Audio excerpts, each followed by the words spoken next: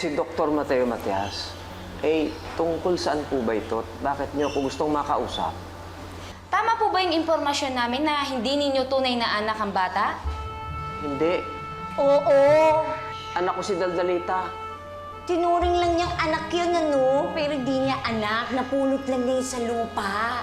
Hindi niyo man lang sinubukang hanapin ang tunay na magulang? Oo! Eh, hindi. Hinanap ko. Hinanap ko ang mga magulang niya, pero ang nahanap ko ay ang nanay Lupi niya. Eh, namatay yun. Kaya ako na ang kumupkup. Pero, hindi naman tunay na ina si Nanay Lupe ni Daldalita. Kinupkup nyo at pinagtrabaho sa TV ang bata? Hindi. Oo! Pero hindi ko naman kinupkup yung bata dahil gusto ko magtrabaho siya eh. Nagkataon lang na mahilig talaga sa TV yung bata at ako na may pumayag. Eh, may permit po ba kayo sa dole? Walang ka-permit-permit. Wala pinagtrabaho. Diba? Hindi ko naman po alam na kailangan ng permit eh. Labag sa batas ang ginagawa ninyong pagtatrabaho kay Daldalita. Hindi kayo naging mabuting magulang sa kanya. Inaabuso niyo yung bata. That's child abuse.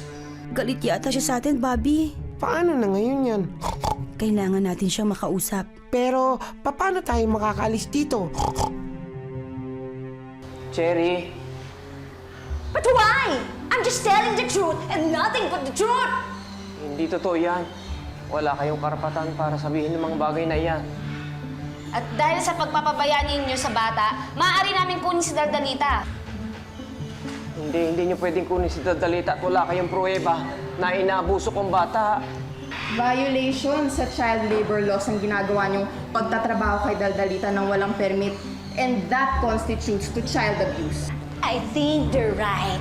They have